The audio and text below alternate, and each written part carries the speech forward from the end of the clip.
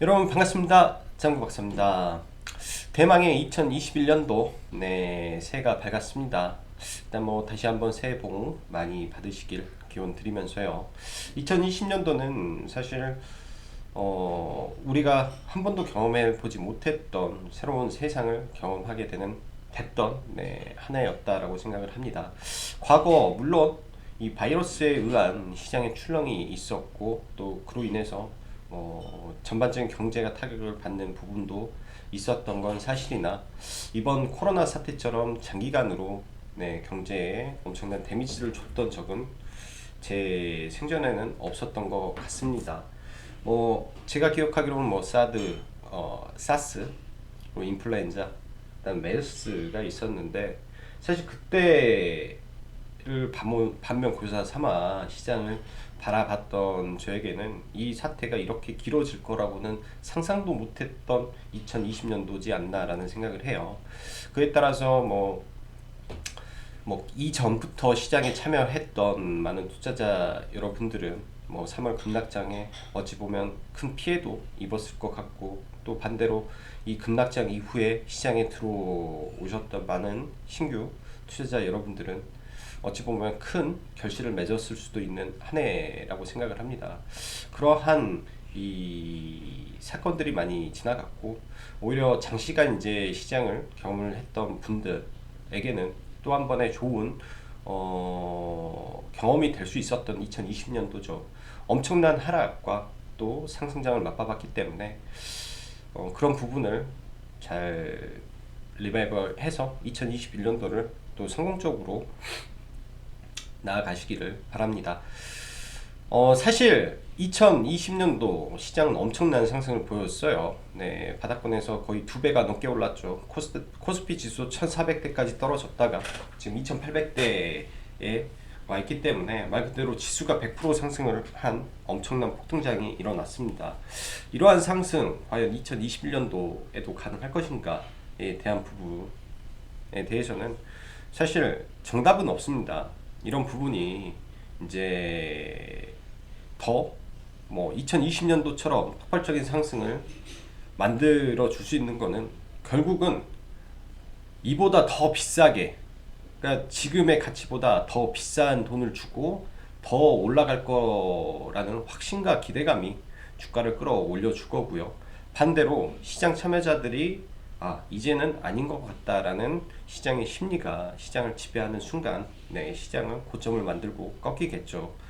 우리가 섣불리 주가의 고점을 예단하기보다는 현재 진행되고 있는 상황 속에서 큰 틀에서 우리 시장에 줄 수 있는 이 위기가 무엇인지만 생각을 하고 시장을 바라보면 좋을 것 같네요. 자, 해외 증시를 포함한 국내 증시 12월 30일 회장일 날까지 사상 최고가로 마감을 하는 모습으로 끝났습니다. 다음 주, 그러니까 이번 주죠. 1월 6일 미 조지아주 상원 투표가 예정이 되어 있는데 여기에서 상원 투석을 민주당이 가져가게 되면 말 그대로 바이든의 세상이 될 것이라고 봅니다. 즉 시장에서 그동안 바라봤던 블루웨이브가 시작이 될 거고 그렇게 된다면 당연히 친환경 섹터에 대한 정책 기대감이 더 강하게 시장에 미칠 가능성이 높죠. 반대로 그렇게 된다면 이 기술주는 이 세금에 대한 우려가 다시 수면 위로 부상을 할 수 있습니다. 전통적으로 미국의 민주당은 많은 돈을 걷고 많은 돈을 쓰는 이런 당이기 때문에 또한 신재생 에너지를 좋아했기 때문에 이런 거를 또 투자 아이디어로 생각을 해서 봐야 될 것이고 이런 부분이 결정이 됐을 때 IT 반도체 섹터의 흐름이 좀 안 좋다 싶으면 또 일부 차익을 할 수도 있는 거라고 생각을 해요. 그래서 이런 부분을 미리미리 생각을 하고 봐야 될 것 같고요. 또 1월 20일 날 이제 이 상원 투표가 끝나면 1월 20일 날 정식적으로 바이든 미 대통령이죠. 취임을 하는 거기 때문에 1월 달에도 큼지막한 빅 이벤트가 많이 남아 있습니다. 자, 2021년도 많은 전문가들 그리고 세계 유수의 투자자들이 경고를 하고 있죠. 인플레이션에 대한 우려, 인플레이션으로 인한 버블의 폭발, 그 이후 기저효과 등이 있는데, 당연히 시장에 많은 돈이 풀려 있고 현재는 시장 자체가 이 코로나 팬데믹으로 인해서 이 폭발적인 수요는 늘어나지 않고 있습니다. 그러나 전반적으로 백신이 보급화가 되고, 네, 사람들의 이동 제한이 풀리게 되면 그때는 뭐 휴대폰도 올해는 작년보다 엄청나게 성장할 거라고 하죠. 당연히 식당, 여행, 쇼핑 폭발적으로 늘어날 겁니다. 이게 이제 우리가 말하는 기저 효과로 인한 경제 폭발로, 네, 종합해 볼 수 있는데, 이런 효과는 결국 또 1, 2개월, 1, 2분기로 마무리가 되죠. 그 이후는 사실 안 하던 거를 갑자기 하게 되면 폭발적으로 하고, 또 하다가 또 안 하게 됩니다. 소비라는 게 또 그렇잖아요. 그래서 그 이후에 우리는 생각을 해야 될 거는 버블의 붕괴, 그리고 인플레이션이 과도해졌을 때 진행되는 테이퍼링까지 우리는 열어보고, 이제 예를 들어서 금리 인하에 대한 우려가 나오고 실질적으로 금리 인하를 할 때쯤 되면 서서히 주식 비중을 줄여가면서 또 새로운 테마가 분명히 생길 겁니다. 또 그런 쪽으로 이동을 해서 또 시장을 바라봐야 되겠다라고, 네, 종합적인 시황은 이렇게 말씀드릴게요. 2020년도 마지막 12월 30일 국내 증시는 삼성전자를 포함한 IT 섹터의 초강세장 속에서, 네, 양시장이 1% 이상 강한 상승을 마감을 했습니다. 삼성전자가 3%대 상승을 해줬기 때문에 뭐 당연히 코스피는 굉장히 큰 폭의 상승을 보였고요. 우리가 알다시피 업종 대표주들이 시장 상승보다 훨씬 더 아웃퍼폼을 하는 경향이 있기 때문에 최대한, 네, 업종 대표주 위주의 매매를 하려고 노력을 해야 된다라고 생각을 합니다.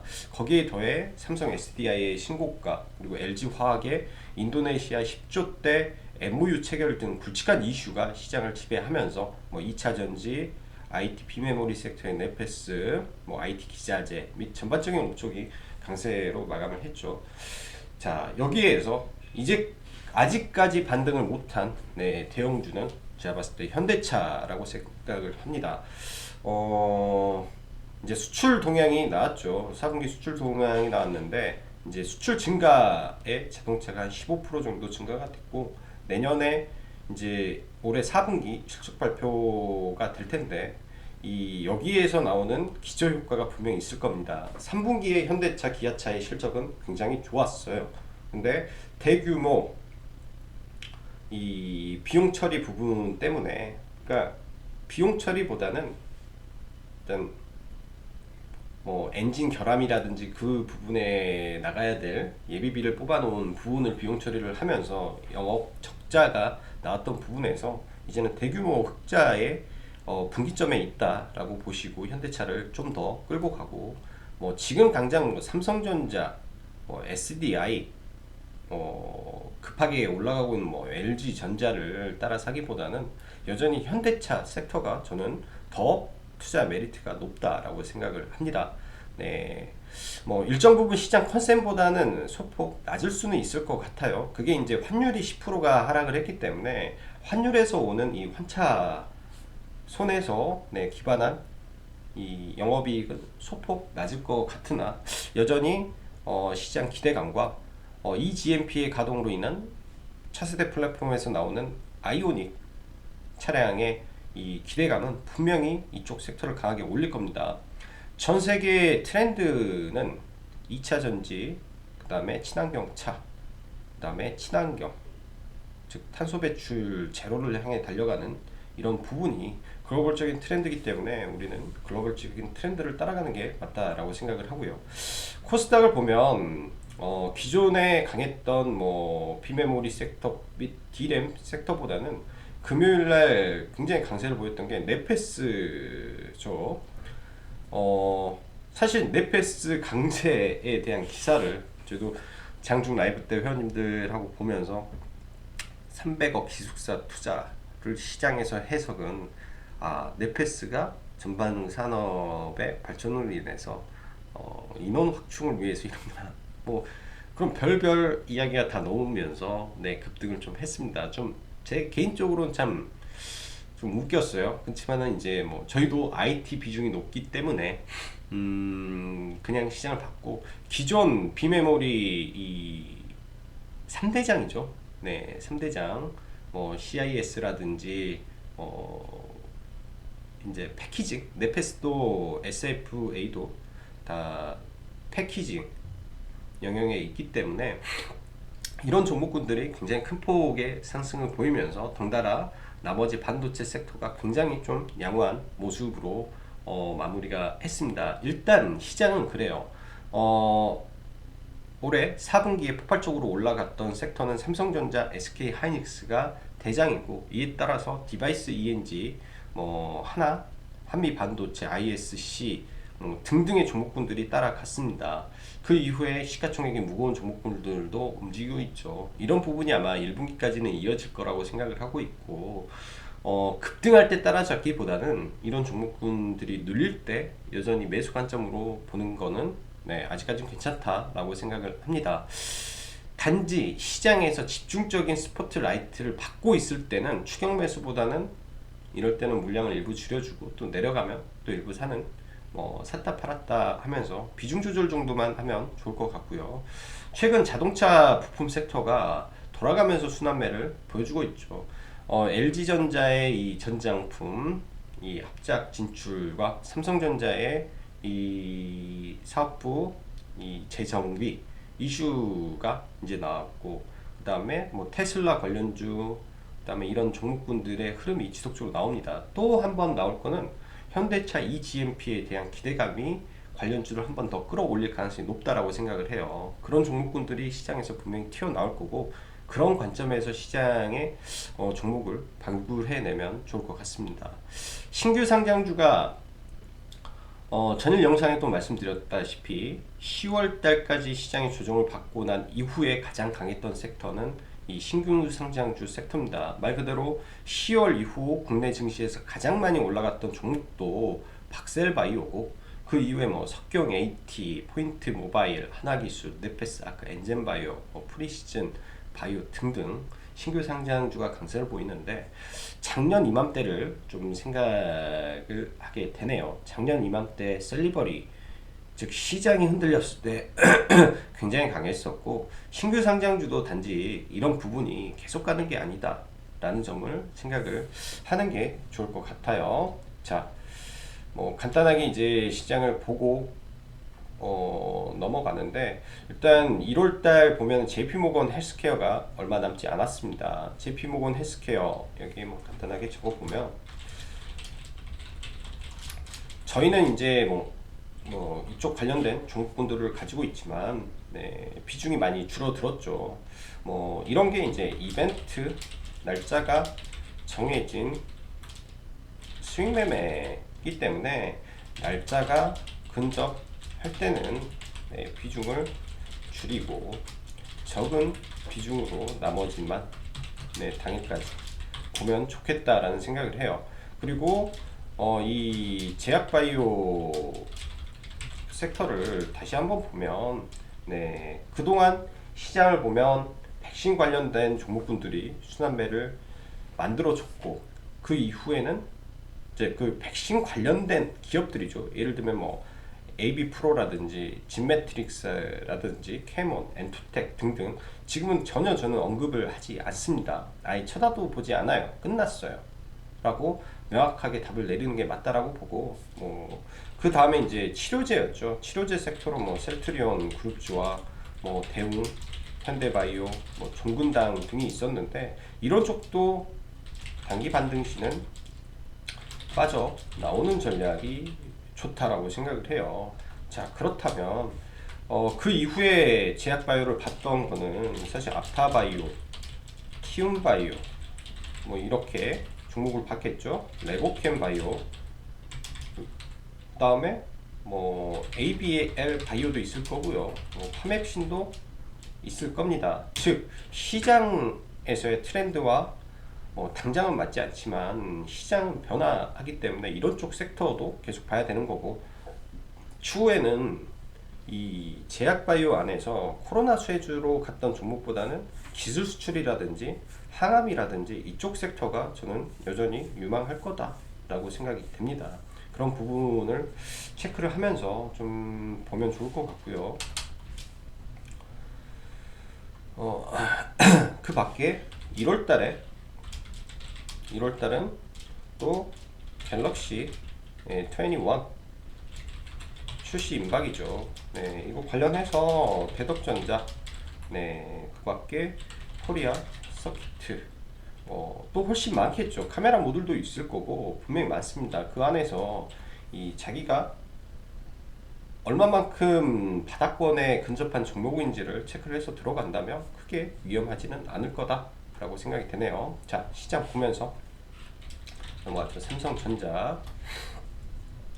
자, 삼성전자 엄청난 흐름입니다. 말 그대로 이제 8만 전자가 됐고 시장에서는 10만 전자, 10만 전자 이야기를 하는데, 물론 더 올라갈 수도 있을 거라고 봐요. 물론 올라갈 수도 있을 거라고 생각을 하고, 그러나 제 영역은 아니기 때문에 삼성전자를 공략은 하지를 못하고 보고 있는데, 대형주에서는 저는 여전히 현대차가 더 유망해 보입니다. 일단 시가총액 41조 기준에서 2021년도 영업이익 컨센으로 보면 6조 7천억이 찍혀있죠. 6조 7천억. SK하이닉스 2020년도 영업이익은 4조 9천억을 찍어 있습니다. 제가 SK하이닉스를 저희 회원님들하고 들어가서 물렸을 때 이런 말을 했어요. 굉장히 다른 주식들 다 가고 있는데 물렸을 때 얘가 왜 시가총액 2조 2위를 붙일 수밖에 없는지에 대한 이유, 즉 결국은 이 대형주 안에서 성장주 혹은 시장 중심에 있는 종목군들은 결국은 실적과 수렴을 하게 되어 있습니다. 현대차도 마찬가지예요. 결국은 이러한 주가가 역사적으로 가장 낮은 영업이익이죠. 어떻게 보면. 근데 이 결국은 실적과 수렴을 하게 되어 있기 때문에 거기에 친환경차에 대한 이 기대감이 더해진다면 과연 이 종목이 셀트리온보다 시가총액이 낮아야 될까? 라는 생각을 해봐야 됩니다. 삼성바이오로직스도 또한 굉장히 좋은 주식이기는 마찬가지예요. 성장성이 있고, 그렇지만은 시가총액 기준으로 전기차의 날개를 단 현대차가 얘네들보다 싸야 될까라는 생각을 조심스럽게 해봅니다. 당연히 50조는 넘어야 된다라는 생각을 한다면 20만원을 넘는 거는 기정사실로 보고 대응을 해야 되고, 내년에 이제 신고가를 만들어 줄 수 있는 종목이 우량주 안에서는 현대차다라고 생각을 하기 때문에 얘가 만약에 눌린다면 여전히 매수 관점으로 대응하는 게 좋겠다라고 보여지네요.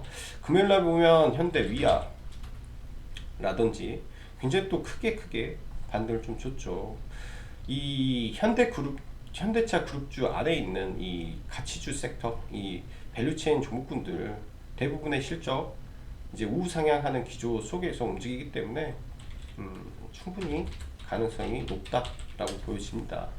또한 현대글로비스라는 종목도 있죠. 현대글로비스 지배구조에 대한 이 중심에 있는 종목인데 시장에서 잠시 소외를 받았지만 이런 행보 속에서도 언제든지 올라갈 수 있을 거라고 봐져요. 그래서 현대글로비스까지 관심 있게 보시면 좋을 것 같고요.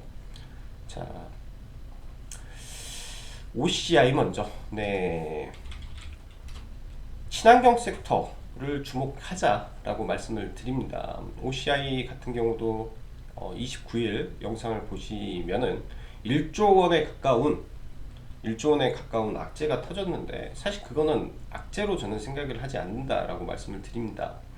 왜냐면 이 과거에 계약을 했던 거랑 지금이랑 차라리 과거 다 해지해버리고 업황이 개선되고 있고 수요가 폭발적으로 늘고 있는 상황 속에서 이 원하는 데가 많아요. 근데 가격이 올랐단 말이야. 이때보다 가격이 폴리실리콘 가격이 월등히 많이 올랐습니다.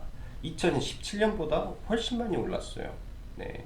그럼 뭐 과거에 계약했던 거 해지하고 신규로 간다면 훨씬 더 돈을 많이 버는 게 아닌가라는 생각을 해볼 수도 있는 거고요. 여전히 지금 관점은 이 미국의 바이든 대통령 당선 이후 더 가속화될 이 친환경에 대한 신재생 에너지에 대한 이 기대감은 더 커질 겁니다. 그 안에서 업종 대장이죠. 과거의 대장은 하나솔루션이지만 주가가 많이 올라와 있고, 하나솔루션은 태양광과 수소를 복합적으로 한 플러스 알파 화학까지 부분이기 때문에 그런 먼저 올라왔다 생각을 하는데, 후발주자로 올라간다면 저는 12만원 이상은 봐야 되지 않겠느냐라고 생각을 합니다. 여전히 더 간다라고 보는 관점이고요.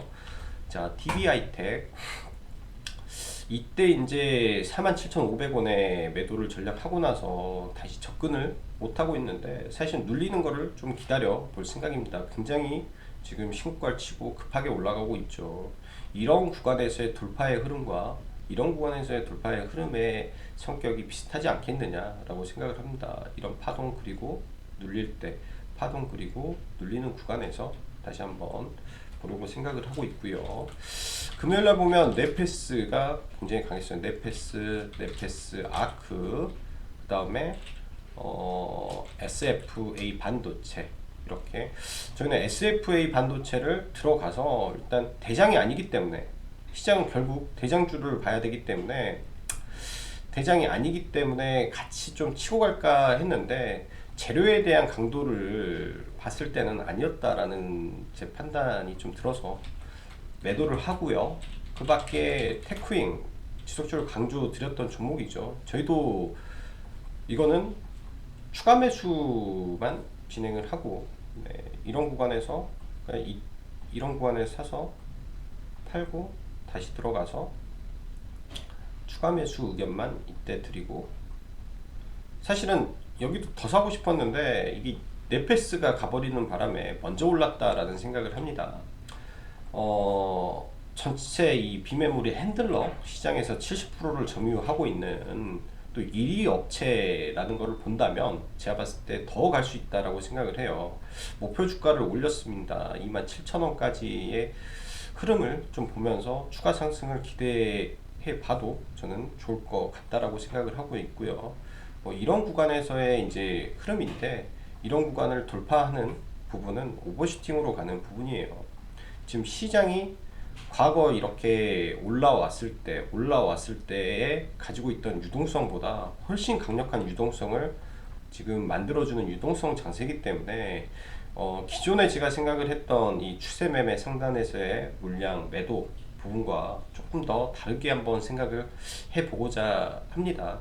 뭐 당연히 23,750원에서 저희도 일부 차익은 했습니다. 일부 물량, 그러니까 이런 데서 추가 매수한 것만 던지고 본 물량 그대로 한번 가보자라고 생각을 하는데, 이 유동성의 힘이 다르기 때문에 생각의 관점을 조금 바꿔야 되지 않겠냐 생각이 약간은 좀 들었어요.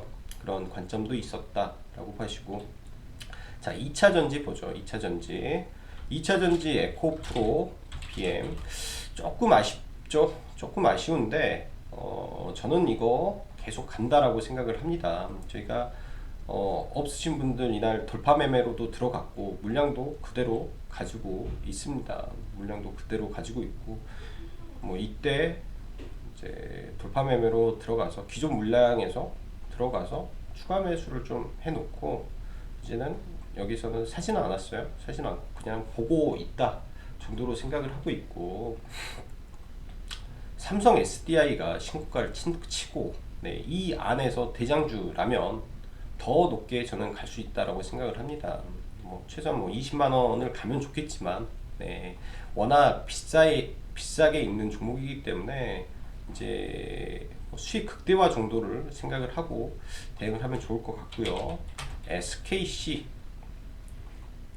SKC도 매수죠. 네, 이날 매수가 진행이 됐습니다. 매수를 하고요. 그러니까 추가 매수를 더 했죠. 이때 들어가서 추가 매수를 하고 좀 봐야 되는 종목 중에 하나일 겁니다. SKC 같은 경우는 일단 2차전지 동박을 영위하고 있으며, 그에 더불어 IT 이 비메모리에 들어가는 쪽도 같이 하고 있기 때문에, 비메모리 섹터도 같이 하기 때문에 저는 충분히 신고가가 나올 확률이 굉장히 높다라고 생각을 해요.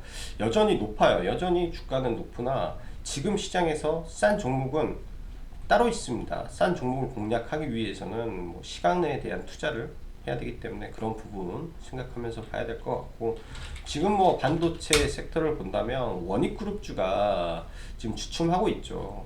상대적으로 시가총액이 낮은 삼성전자 1차 벤더 쪽은 원익입니다. 원익그룹주 잘 봐야 되고, 원익그룹주가 떨어지게 된다면 원익그룹주 굉장히 매수할 메리트가 높은 종목군들이기 때문에 체크를 해놔야 되고요. 자, 그 다음에 1월 갤럭시 21 출시를 앞두고, 일단 대덕전자가 이날 뭐 네이버 메인에 다 떠버렸기 때문에 뭐 볼 수가 없었죠. 볼 수가 없었고, 굉장히 좋은 자리에서부터 우리는 대덕전자와 코리아 서킷을 찍어 놓고 보고 있습니다.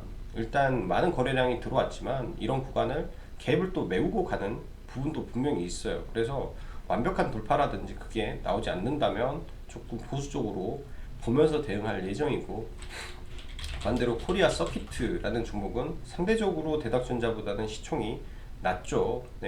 유동성적인 부분에서는 조금 부족할 수는 있겠으나, 일단은 이런 고가를 돌파를 시켜준다면, 돌파를 시켜준다면 신고가 영역까지 가기에는 오히려 코리아 서킷가 더 좋을 수도 있어요. 그냥 이 상승할 때 이 강도를 본다면 이 종목이 한번 시장의 기대감이 터지게 됐을 때 굉장히 크게 갈 수 있는 종목입니다.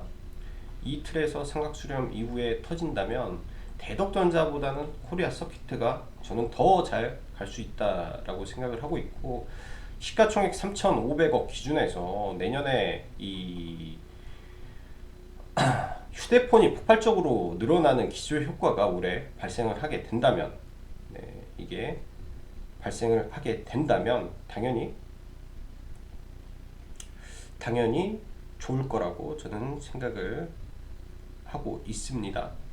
실적 측면에서 폭발적인 성장이 가능하다면, 이 종목 또한 시가총액 5천억까지는 갈 수 있지 않을까라고 생각을 해요.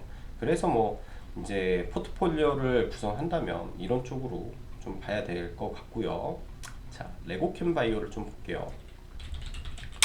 레고캠 바이오를 뭐 관심은 이때부터 말을 했고, 뭐 이때 이제 물렸을 때 이제 이때는 사실은 돌파 이후에 뭐 이런 자리에서 저희 회원님들이 들어가셨을 때는 손절보다는 추가 매수가 맞겠다라고 의견을 드렸고, 오늘은 이런 구간에서는 추가 매수한 부분은 매도를 하고 좀 지켜보는 게 어떨까라는 생각을 했어요.